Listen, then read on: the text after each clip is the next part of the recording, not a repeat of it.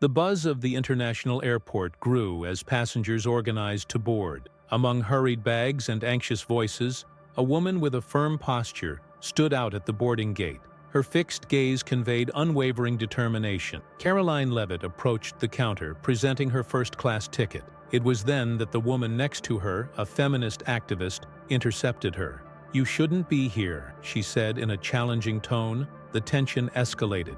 Passengers around began to notice the scene, unaware that they were about to witness a confrontation that would change the entire atmosphere of the flight. The airport was crowded. The boarding hall buzzed with impatient passengers, busy attendants, and constant announcements echoing through the speakers. It was an ordinary day for most people, but for Karoline Leavitt, that trip had special significance. As an emerging public figure, she was used to attracting attention, but she didn't expect that moment to turn into a spectacle. Karoline was young, articulate, and intelligent. Her political journey had already been marked by challenges, and she had learned to deal with confrontations and criticism. But at that moment, seeing the rigid woman blocking her path at the boarding gate, she realized she was about to face something different.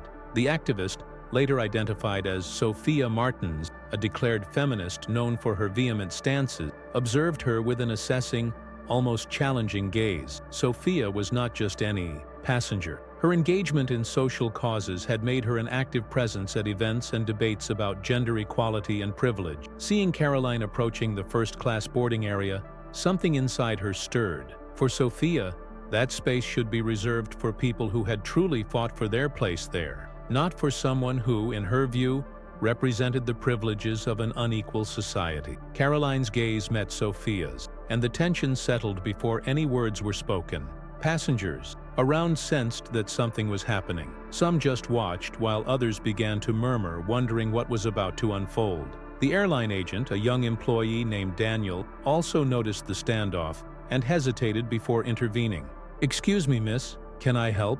he asked, trying to maintain formality while looking at Karoline. "My flight is in first class," Karoline replied, handing over her ticket without hesitation. Before Daniel could verify the ticket, Sophia stepped forward. "You shouldn't be here," she said, her voice laden with conviction. Karoline raised an eyebrow, surprised by the direct approach. "Excuse me?" Sophia crossed her arms and continued. "Women like you, who defend oppressive structures, don't belong in this space. This is a symbol of inequality, and your presence here only reinforces that." The statement caused some passengers to exchange glances, trying to understand the reason for the clash. Karoline remained silent for a moment, absorbing the words. She had faced criticism before, but this approach was new.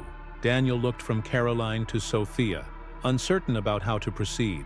The discomfort grew, and a new atmosphere took over the environment. What should have been a smooth boarding process was now turning into an unexpected ideological confrontation. The air around seemed denser. Passengers at the boarding gate looked askance, some with curiosity, others with evident discomfort. The airline employee, Daniel, swallowed hard. Situations like this were not common and definitely were not part of his training. He hesitated before continuing the verification of Karoline's ticket, fearing that any movement he made could further inflame the discussion. Karoline remained calm. Her face showed neither surprise nor indignation, just controlled coolness. She knew well the type of clash that was about to unfold. "My ticket is valid," she said, her voice steady but not raised. Sophia did not back down. Her posture was rigid, her eyes shining with the conviction of someone who believes they are facing an injustice. "It's not about your ticket," she replied. "It's about what you represent." The murmurs among the passengers grew. Some began to pull out their phones, discreetly recording the scene. A woman in the back whispered to her husband, "What's happening? It looks like this girl doesn't want the other one to board." The atmosphere was becoming unstable. Daniel, still holding the ticket, looked nervously around, searching for a superior to intervene. But before he could make a decision, Sophia stepped forward. "You defend a system that keeps women submissive," she continued, "and now you want to sit in first class as if you were one of them? This is not just about a plane ticket." Karoline sighed. "You don't know me.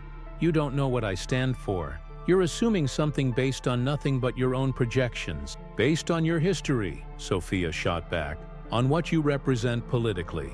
I fight for women who will never have the chance to be where you are right now." Karoline realized that the conversation was not about her, but about something much bigger in Sophia's mind. This type of ideological clash was not resolved with simple words, but at that moment, it was not a manifestation, a debate stage, or a public event. It was just a boarding gate, and there was a flight to catch. "All right," Karoline said, taking her ticket back from Daniel's hands. "You have the right to your opinion, but that doesn't give you the right to stop me from continuing my journey."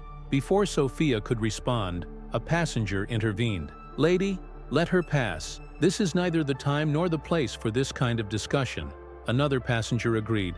"This has gone too far. She has a legitimate ticket. What's the problem?" Sophia seemed momentarily surprised to realize that the crowd was starting to turn against her. Her goal had never been to create a scene, but rather to provoke reflection.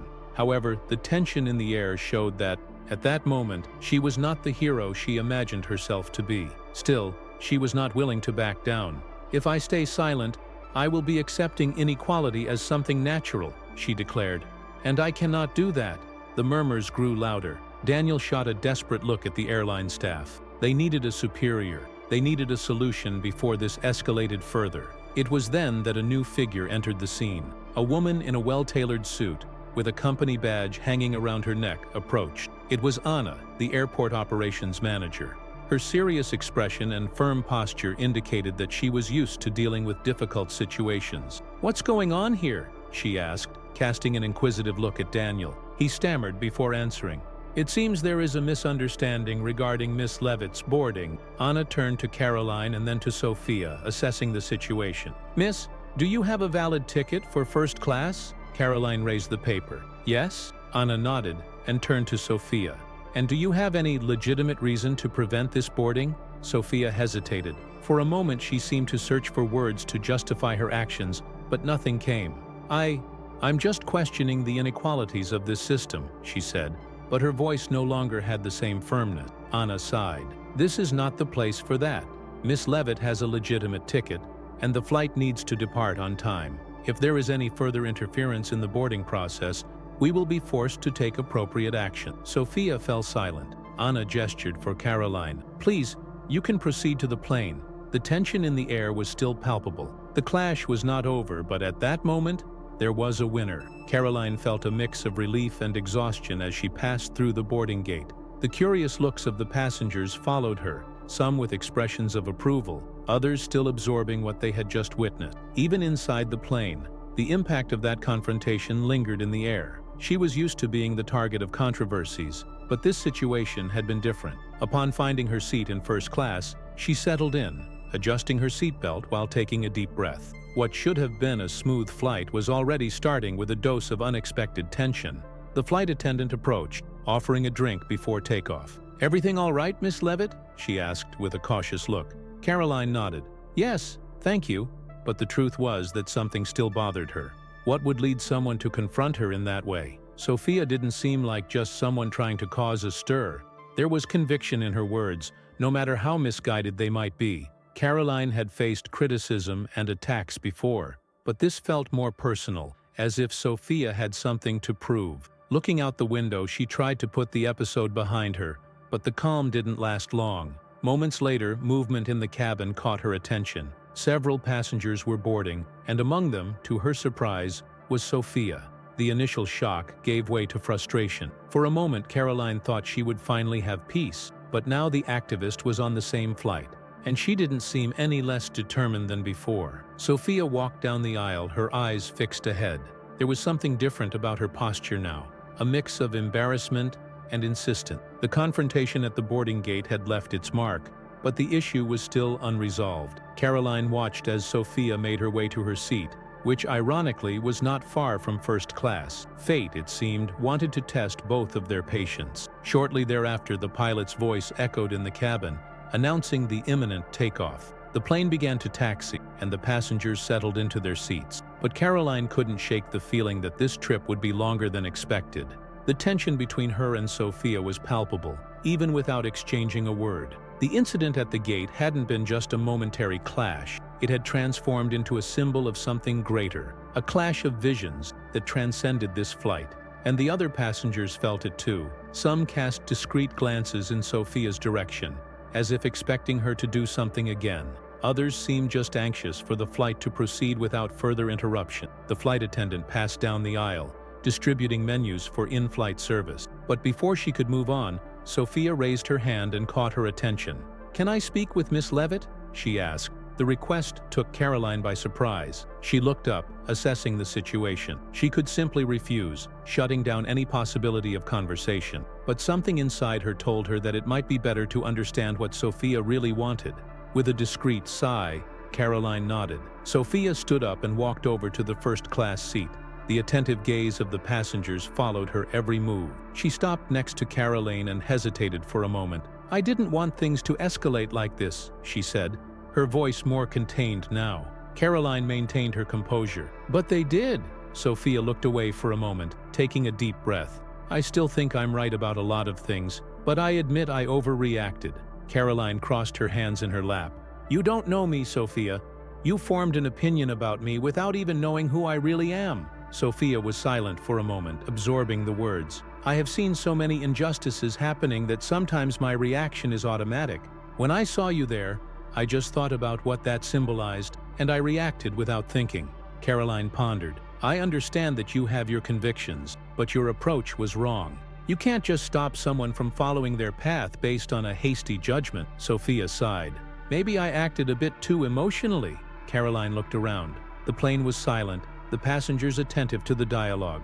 "You want to change the world, right?" she asked. Sophia nodded. "Then choose your battles better. The real impact doesn't come from impulsive confrontations, but from solid arguments and well-directed action." Sophia was thoughtful. As much as she wanted to retort, something in her words resonated within her. "You are right about one thing," she admitted finally. "I don't know you. Maybe I should have tried to listen first before attacking." Karoline nodded. "That's already a good start." The plane continued on its course, cutting through the sky, but something in that dialogue seemed to have transformed the atmosphere of the flight. Perhaps for the first time, both were willing to listen instead of just reacting. The silence between Karoline and Sophia stretched for a few seconds, as they both absorbed the conversation. The gazes around them were still directed at them, as if the passengers were waiting for a resolution to what had begun at the boarding gate. Karoline was not the type to avoid debates. Her path in politics had taught her to deal with differing opinions, direct attacks, and even tense moments like that. But something about Sophia made her realize that this was not just an ideological discussion. There was something personal, something unsaid. Sophia remained standing next to the armchair, hesitant. It was evident that, even after admitting she had overreacted, part of her was still struggling against pride. Karoline saw it in the shine of her eyes, in the slight tension of her lips. "Sophia," Karoline said, finally breaking the silence, "what exactly did you want to prove today?" The activist blinked a few times, not immediately responding. She looked around, realizing that the attention was still on her. There were two options: continue insisting on her point of view, or admit to herself that she had acted hastily. She began, but her voice faltered for a moment. She sighed before continuing. "I wanted to show that the system privileges some people and excludes others." Karoline tilted her head, observing her attentively. "And why did you choose me?" Sophia took a deep breath, her gaze taking on a different, almost distant tone. "Because I have been excluded," she said finally, "and you seem to represent everything I never had." The response surprised Karoline. It wasn't the justification of someone who simply wanted to provoke a conflict. There was something deeper there, an experience that had shaped Sophia and led her to act impulsively. "What happened?" Karoline asked, lowering her voice a bit, inviting Sophia to continue. The activist hesitated, but perhaps for the first time that night, she didn't see Karoline as an opponent. "I grew up in an environment where women like me never had opportunities," she confessed. "I always heard that the best places were for the richest, the most influential, for those who had the right connection." Karoline crossed her arms, reflecting. "So you assumed that I was here because of privilege, without knowing what I went through to get here?" Sophia was silent for a moment. "Maybe I did that," she admitted at last. The plane continued on its route, and the atmosphere inside the cabin seemed different now. The earlier confrontation had transformed into something closer to understanding. There was still disagreement, of course, but at least at that moment, both were willing to listen. "Sophia, I don't want to convince you of anything," Karoline said, "but I want to remind you of something. We are not our enemies." And when we turn anyone who disagrees with us into a villain, we lose the chance to grow. Sophia lowered her eyes. It was difficult to admit that she had been unfair, but deep down, she knew Karoline was right. She took a step back, taking a deep breath. "I think I've taken up too much of your flight time," she said with a slight hesitant smile. Karoline returned the smile. "Maybe one day we can discuss this more appropriately." Sophia nodded, and without further words returned to her seat. The passengers let out a collective sigh, as if an invisible weight had been lifted from the atmosphere. What had started as a tense confrontation now seemed to have resolved into something unexpected, a moment of mutual learning. Karoline looked out the window. Outside, the city lights were starting to disappear as the plane gained altitude. Somehow she felt that this flight would mark her journey in a way she hadn't expected. The plane had already stabilized at cruising altitude, and the chatter inside the cabin was gradually decreasing. The passengers were finally settling back in, some adjusting their seats, others distracted by magazines or entertainment screens. The tension that had lingered over first class was beginning to dissipate, but Karoline still felt the weight of what had happened. The clash with Sophia had been unexpected. She had faced ideological confrontations before, but never so directly and personally. Something about that discussion had touched her in a way she couldn't fully explain. On the other side of the cabin, Sophia was sitting, visibly calmer than before.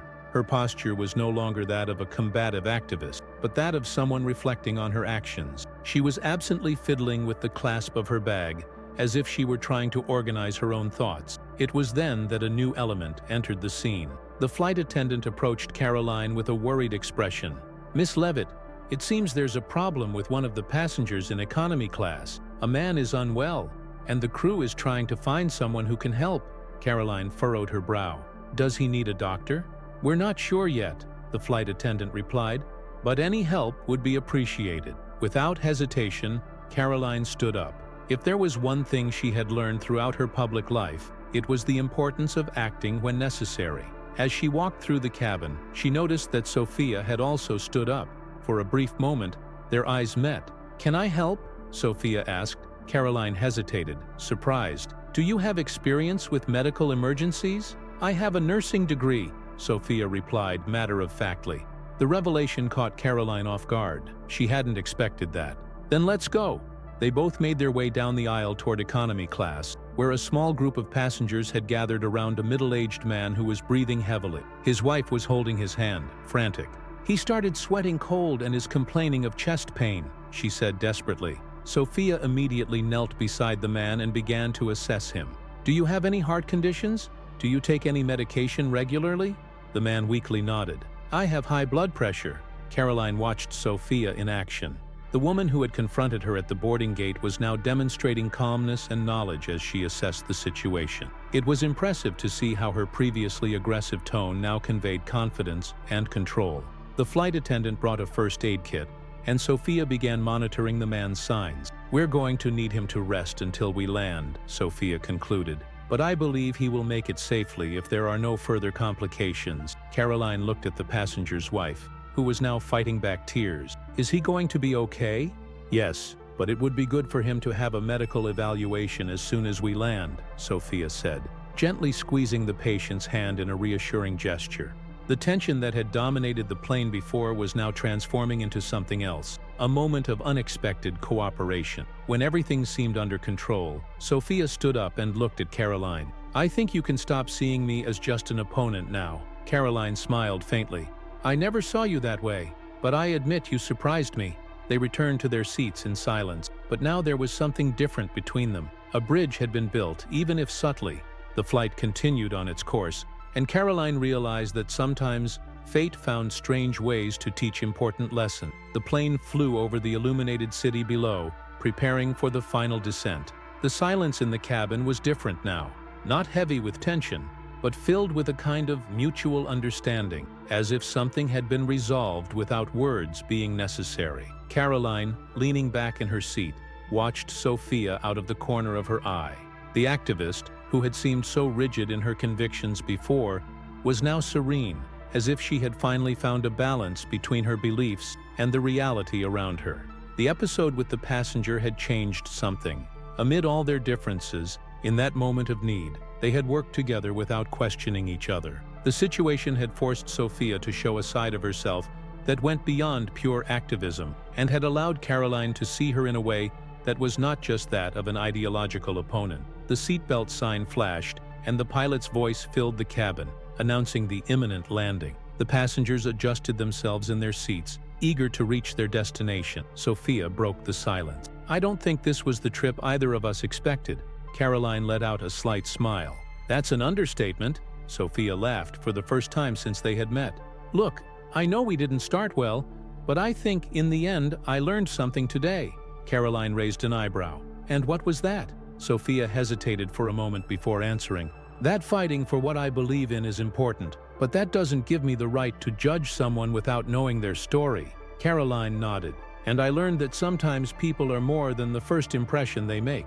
The plane touched down smoothly, and the passengers let out a collective sigh of relief. As they taxied to the gate, the feeling that this trip had been significant lingered in the air. When the aircraft finally stopped and the passengers began to get up, Sophia looked at Karoline one last time.